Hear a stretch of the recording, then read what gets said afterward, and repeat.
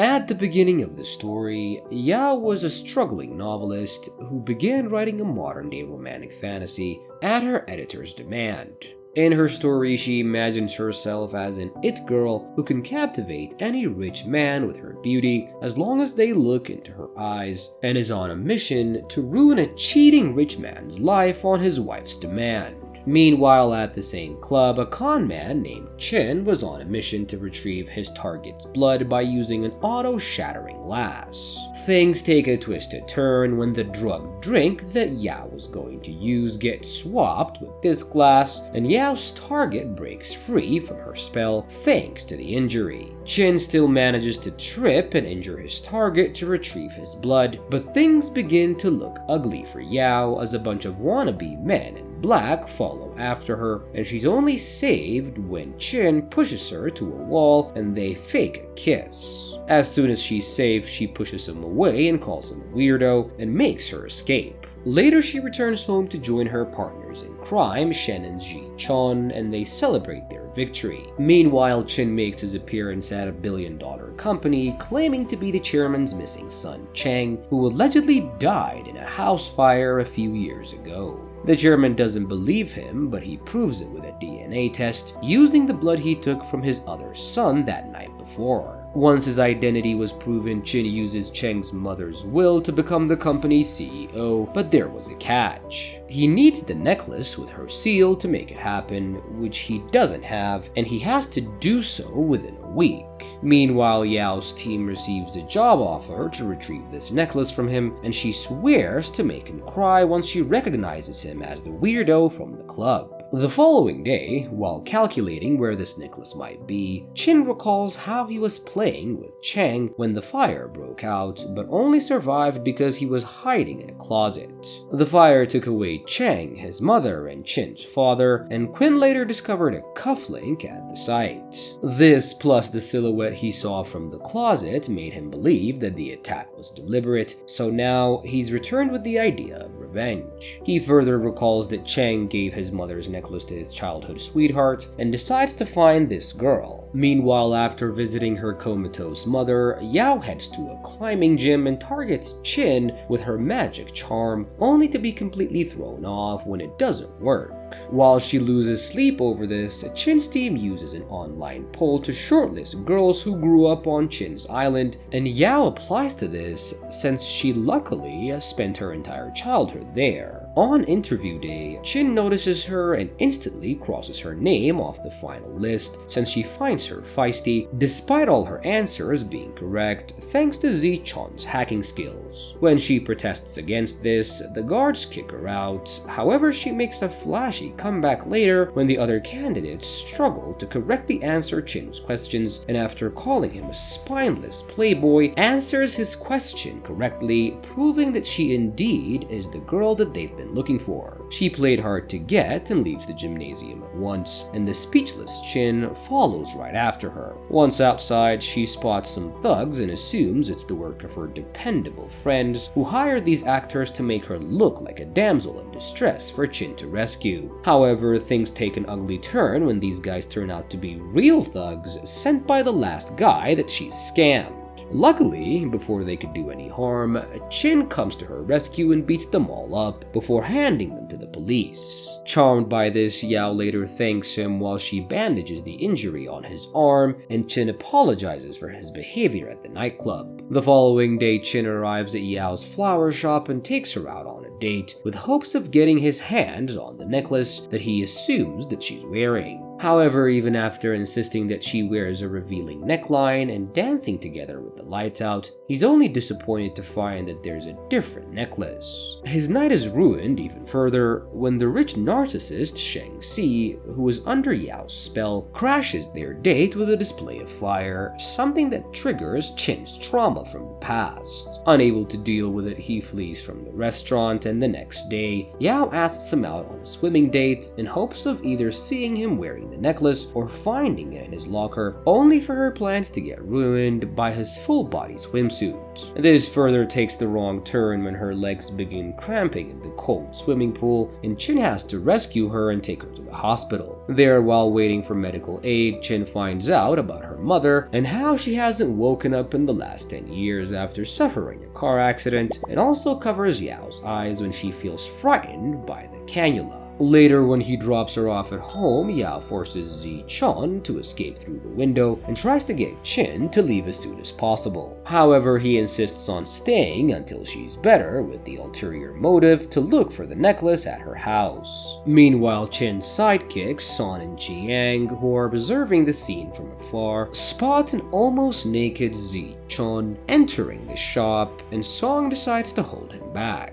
Jiang also gets into action when Shen approaches the house, and while trying to keep her at bay, tears off her limited edition idol merch. While he suffers from her wrath, Song rizzes up Ji Cheng, and he falls head over heels in love with her. On the other hand, before leaving, Chin spots a photo of a doll from her childhood wearing the necklace he's looking for. That night, both of them recall scenes from their date and giggle like lovesick idiots. The next day, Chin takes her on a trip to their island, and while talking to him, Yao realizes he doesn't have Cheng's memories and is only making things up. She brushes it off and takes him to the lighthouse that they used to hang out at, and while talking to him about how her mother's accident changed her life forever, hums Cheng's favorite song to him. They head to her old house and stay for a while before catching the last ferry, only for Yao to fall asleep under the heavy burden of sad memories. Chin refuses to wake her up either and chooses to take the earliest morning boat to return for his inauguration as the CEO in time, now that he has the seal within arm's length. Yao wakes up the next morning only to discover that Chin has already returned, along with the necklace that her doll was wearing.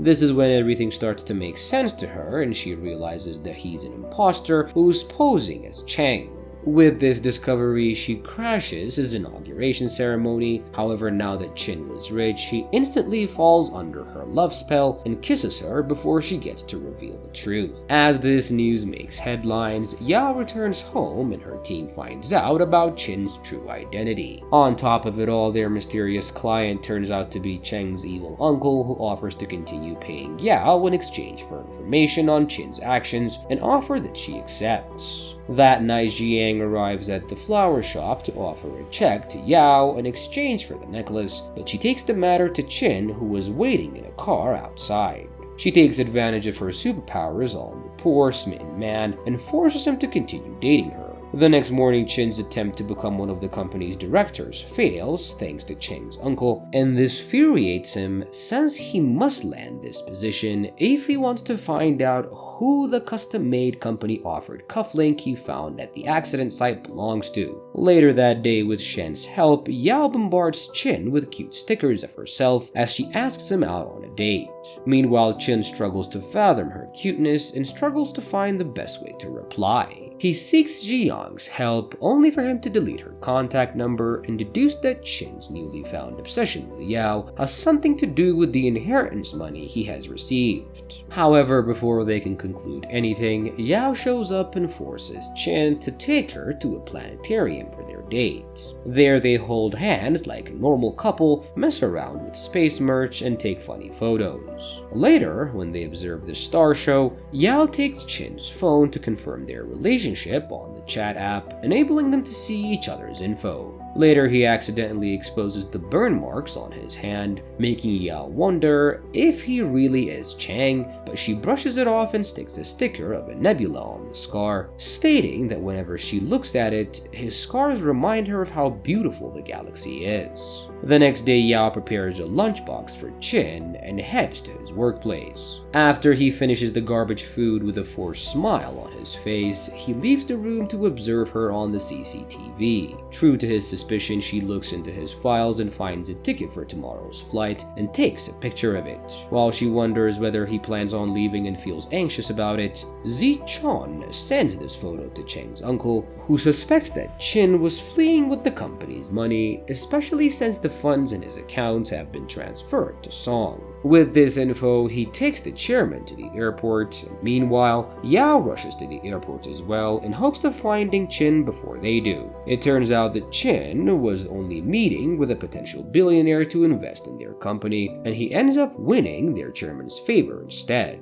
By the time Yao gets there, everything has settled, but Chen tells her everything they've done up to now was completely fake and he doesn't feel anything for a traitor like her. That afternoon, the chairman takes Chen to a matchmaking party with a girl Cheng was friends with as a kid, but he fears she might discover his true identity if she sticks too close and evades the situation by lying that he's already married to Yao. To bring this lie to reality, he rushes to the flower shop and drags her to the marriage bureau with two choices. Either she marries him right now, or he takes her contract with Cheng's uncle to the police. Obviously, she chooses the former, and the two of them end up being legally married. The next day, a frustrated Yao calls Chen to a fairway location and demands he return her contact now that she's married him. When Chen's team gets there, Yao's team accidentally ends up catching Zhang, only to later discover that they have the wrong guy. Seeing Zhang's face blow a fuse in Shen's brain, and while they argue, he accidentally trips with a barrel falling on his face. As Shen rushes him to the hospital, Zishan drags Song to the place where they had their first encounter, and Quinn and Yao are left without any vehicle except a bicycle. While poking fun at Chen for having no means of commute, Yao ends up falling off her bike and hurting herself, and although Chen wants to laugh and leave her right there, he falls under her spell once again as soon as his money returns to his account, and ends up picking her up princess style and later cycles them back home.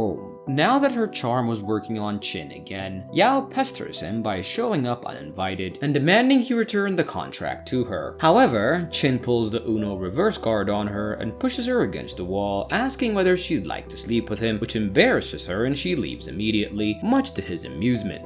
That night, the chairman invites Chen and Yao to his house for dinner, and Yao agrees to accompany him after he rizzes her up once again. During dinner, Cheng's greedy uncle, Ching Wei, accuses Yao of marrying Chen for his money, making him take a jab at the chairman's wife, who also came from nothing. This pisses the chairman off and he takes him away to have a private talk, during which he questions why he and Yao still live separately and lectures Chen on how they should start living together. Meanwhile, Ching Wei comes across Yao and criticizes her for using him to become a part of this rich family, and later, Jing Yi, the woman the chairman wants to set Quinn up with, tells Yao to leave him for some millions of yen. She's rescued by Chen, but when they head back, they get into an argument and Yao gets out of the car, while Chen waits a bit further down the road for her to come back and swallow her pride. Yao stubbornly waits for the bus, only to be ambushed by Shang Xi. She turns down all his advances, but forgets to take her phone with her, and after Chen obtains it somehow, he heads to her house to return it, but refuses to hand it to her unless she changes his name on her contact list. As she tries to snatch it from him, she falls into his arms and they almost kiss, making a flustered Yao force him out of her house. The next morning, Jin Yi pays Quinn a surprise visit in hopes of exposing that he doesn't live with his so-called wife. However, Song saves the day by bringing her there at the final minute, and the two put on a lover's show to prove her wrong. After she leaves, Yao initially taunts a tantrum but calms down when Chin blow dries her hair, and that night, both of them struggle to sleep, and Chin ends up decorating his guest room for Yao to move in. The next day, before she officially moves in, he takes her on a shopping spree and even plays the role of her personal teddy picker, much to her amusement. That night, she sneaks out of her room to find the contract, only for Chen to catch her off guard. She ends up in his arms once again, only this time it flusters her even further since she's wearing nothing but a bathrobe. After she barely makes her escape, Yao makes it her goal to find the contract, which leads her to Chen's basement. However, before she can break in, he catches her, and the next day, after sending him off to work, she calls her friends to break the code, only for it to set the alarm off. While they make their escape, Chen returns only to find the basement the carpet on fire. This triggers his panic attack, and though he manages to extinguish the flames, the trauma makes him lose all his strength. Yao helps him calm down and falls asleep, and after he wakes up, he tells her all about his past and why he's going after the chairman's company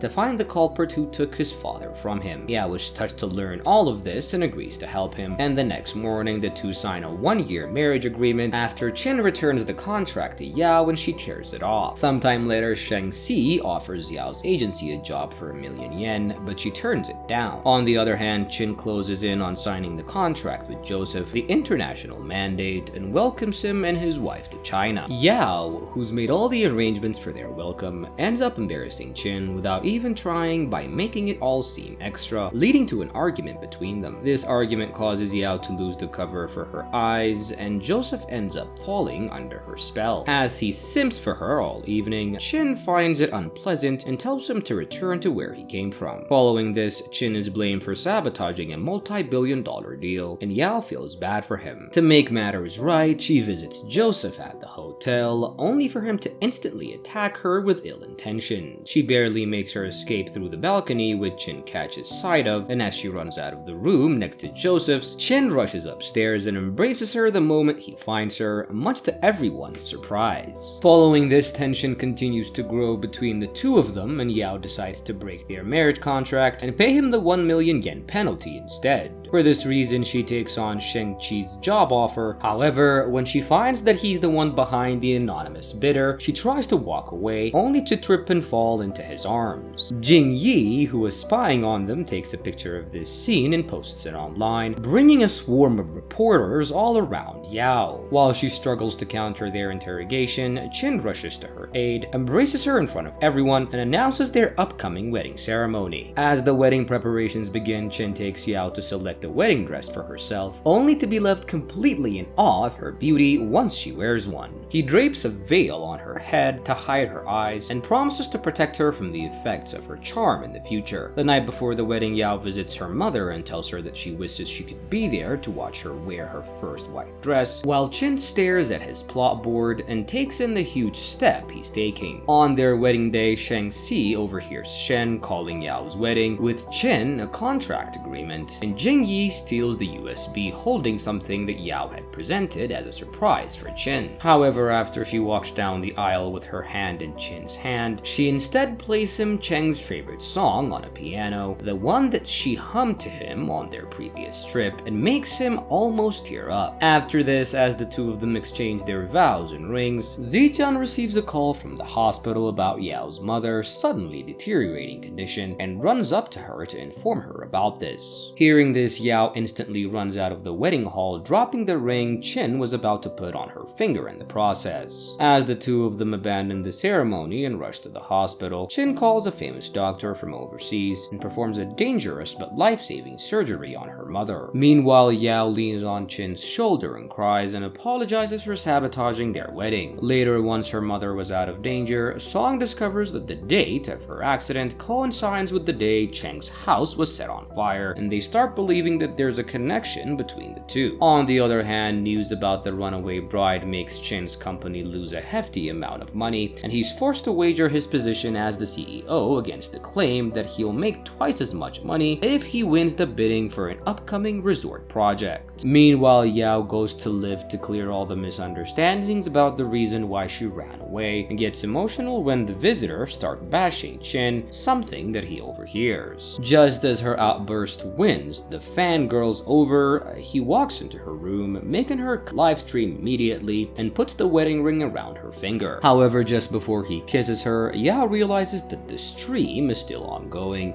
and finally turns it off. And as the two of them begin to grow closer over the couple of weeks, Sheng Si bribes both Ji Cheng and Shen with expensive gifts and merchandise into becoming his pets. One night, as Yao and Chen were about to have some good old homemade dinner, Shen calls Yao about an emergency at home on Sheng Si's command, and they rush there to find a leaking pipe. Chen fixes it for them while Yao falls more in love with him, and right then, Chen receives a phone call and asks her to pick it up for him. While she does so, she reads Song's message about the ongoing investigation into Yao's mother's accident, but misunderstands that Chen still doesn't fully trust her. As her behavior reverts to how cold she was in the beginning, Chen receives news that that the arson who set the fire to Cheng's house and the driver behind her mother's hit and run are the same person. The next day, when they visit the resort for the bidding project, Shang Xi also shows up as Qian's competitor from his company and tries his hardest to outdo him, only for Qin to do a number on him instead. However, Qin's relentless attempts to endanger his life just to compete with him cause Yao to lash out at him, only for the two of them to later reconcile once she asks him about Song's message and he reveals the truth about her mother's accident, admitting that he didn't tell her sooner because he didn't want to sweep her into his dirty work. From that day onward, Qin and his team try their hardest to prepare a winning bid for the resort project, only for somebody under Jingwei's command to steal all their data and send it off to all the other companies, including Shangxi. However, since this guy wants to play fairly against Qin, he informs him about his leaked bid, making him wonder who did it and how to fix it within 10 days. That's when Yao steps in with her master scheme, and he uses Ji Cheng's hacking skills to figure out how the info leaked, Shen's ears to eavesdrop on all the office gossip, and her acting skills to play Qin's generous wife. Once it was made known that Qin is aware of the rat within his office, Jingwei uses Jin Yi to deliver his next blow and sends him some info about how Yao only married him because of a contract she signed with someone else. However, since Qin was already aware of everything, the couple decides to use this opportunity to unmask the one behind Jing Yi. Yao decides it's best if he meets up with her and acts like a man whose heart just got broken, while she catches him with Jing Yi and acts like a woman who just got cheated on in hopes of luring the rat out. However, when they put their plan into action the next day, Shangxi shows up and almost sabotages it, and as he thrashes Qin for being a cheater and Yao throws a tantrum over it, and another employee videotapes this scene, and their seemingly failing marriage becomes the talk of the town. Luckily, however, this play also lures out the rat, who turns out to be Miss Kang from Qin's department, and she accompanies Yao to a bar where she cries and whines about how Qin hasn't been returning home lately and even refuses to have a baby with her, something that he's hearing live through the mic inside her dress. Hearing this, Kang offers to provide her with a tracking app to monitor her husband's movements, but she turns her down, deducing that it's too early for that right now. When she returns home, Qin instantly charms her and asks if she's so desperate to sleep with him that she's willing to rant to strangers about it. Yao in turn turns him on by actually making a move on him, only for Qin to chicken out and pull back. The next day, the couple stage a grand office fight, after which Yao cries in the bathroom, where Kang shows up once more and offers her the tracking app, only for Yao to take up the offer this time. Zhang later uses this app to counter-track Kang's location, and the team decides to catch the mastermind the next time she goes to meet up with him. And on the resort's bidding day, Qin receives a call from Song about how the resort is going to lose all its value because of a nearby dumpster site, and asks Jiang to switch their current proposal to the one that was leaked. He also warns Shangxi about this, and the two of them lose the bid to a third party. After Qin loses this position as the CEO, a swarm of reporters surround him in front of the office, only for Yao to show up to his rescue. Seeing this, the reporters start asking them about their divorce, but she shuts them all up by kissing Qin and later drags him away. She also tells Qin it's okay if he loses his title and wealth because he can always move in with her. However, upon realizing the truth, she walks away out of embarrassment, and both of them return home to the realization that they're falling in love with each other. And although Yao was a bit skeptical about whether she deserves him or not, Qin decides to take a rather aggressive approach and asks her out to an amusement park date where he plans on confessing to her. However, on her way to their meeting place, Yao was teased by a mysterious person and kidnapped, after which Qin receives a message from the culprit telling him to get to a designated place if he didn't want her dead. In a state of panic, he rushes to an empty parking lot where he spots a van with Yao inside, and he tries to wake her up, only to be tased in the back and abducted.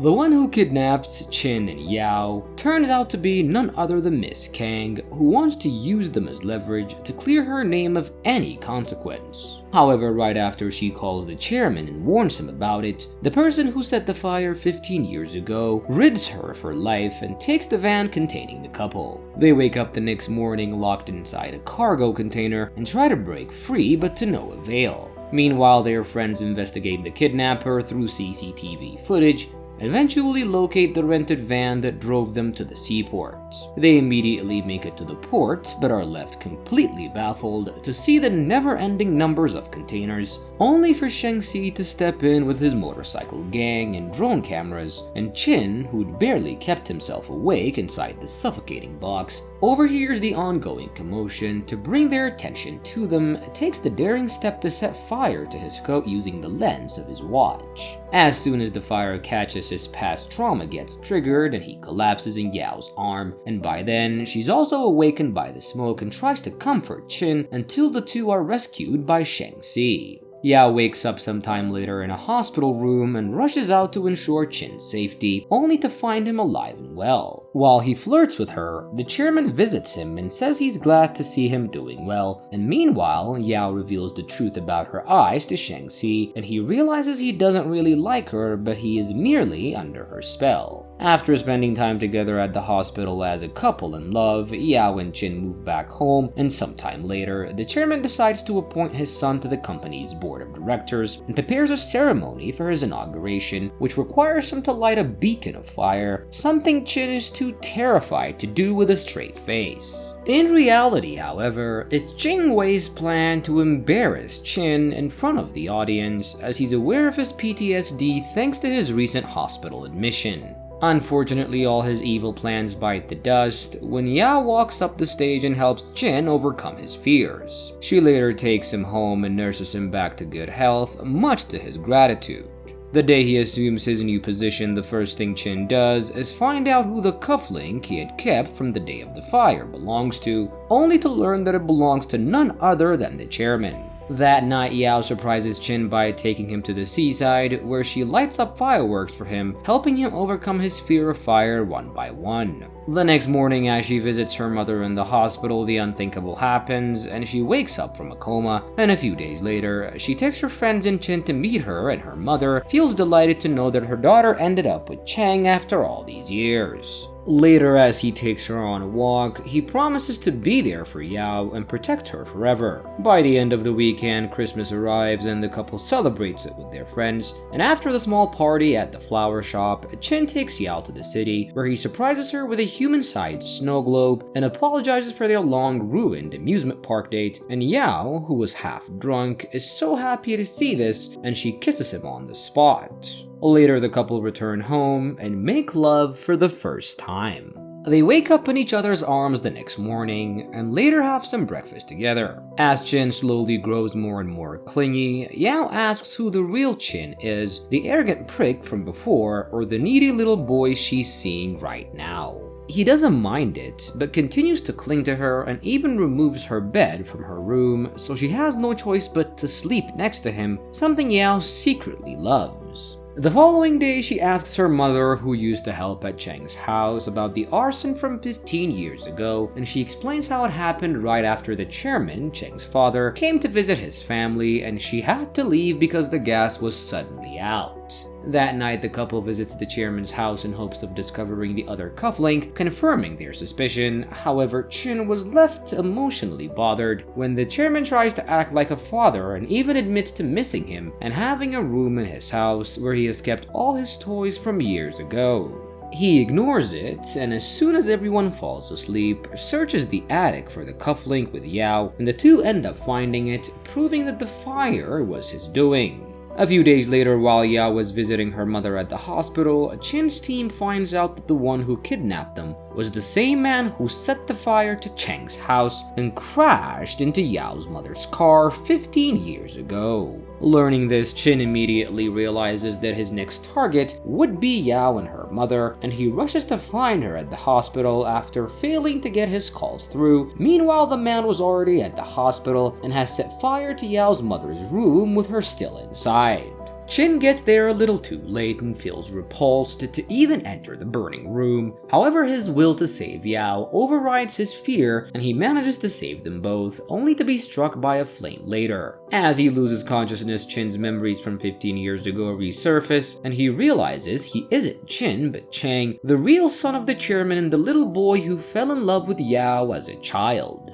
He was merely suffering from dissociative personality disorder to cope with the trauma of losing his mom. After he tells both Song and Jiang about it, he decides not to bother Yao with this revelation for now, and meanwhile, after suffering from an injury to her eyes, Yao is relieved to find that her power to captivate others is gone for good.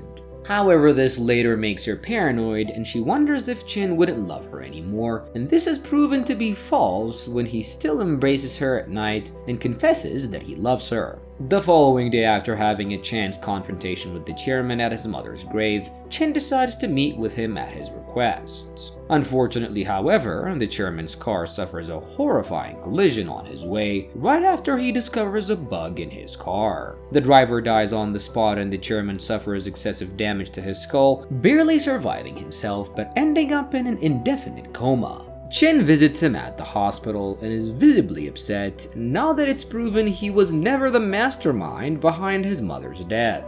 There, his half-brother Cheng An pays a visit and blames his return for all the bad stuff that's been happening. Meanwhile, Jing Hui visits the culprit behind everything, a young man called 15, whom he had looked after since he was a kid. A few days later, Yao visits their island to find more clues about the fire and realizes that Chin is actually Chang. On the other hand, Jing Hui calls Chin to his office and blatantly reveals to him how he has masterminded everything that he has suffered, and then threatens to harm Yao and her mother if he doesn't step down from his position right away and forfeit his inheritance. As he returns home after doing as he's told to, Yao calls him on his phone, but before he picks it up, Chin realizes that his car brakes aren't working. His car crashes and he dies, after which Ching An becomes the company's chairman, a position he's rather reluctant to accept. Yao, on the other hand, hardly mourns his death and later decides to avenge him by taking down the culprit with their combined gang. She visits Chang An at the hospital while he visits his father with the watch she found in Chang's burnt down house. He recognizes it as the one he gifted him when they first met and hears her out when she tells him his uncle Jing Hui is the culprit behind everything. Jing Hui almost walks in on them, but Yao manages to escape with Song's help. Still fearful of his uncle, Chang An reminisces about the old times when he moved into the chairman's house with his mother and eventually decided to help Yao. The following day, he replaces his uncle's pet with a tracker that Yao's team monitors 24/7, and they're eventually led to an apartment complex when Jinghui pays 15 a visit and hands him some documentation to help him escape his current life and finally begin living for himself. However, as soon as Yao steps into the elevator, its cables break and it falls, and it turns out that Jinghui already knew about the tracker and deliberately led them all to their death, successfully removing the last of the thorns in his side. Luckily, however, Shang-Chi gets there before Yao steps onto the lift and rescues her in the nick of time, and when she asks him how he knew what was gonna happen, he says he guessed that she would be the target after Chen. That's when she realizes Chang An is in trouble and rushes to the mall where he awaits her. Just as she gets there, she notices 15 walking toward him with a penknife and then warns him about it. His dumbass doesn't get in until the very last minute, and while he is saved with the police's help, Yao catches sight of a suspicious masked man and runs after him, and it turns out that it's Chin who was still alive, and though Yao realizes this herself, he refuses to confront her just yet.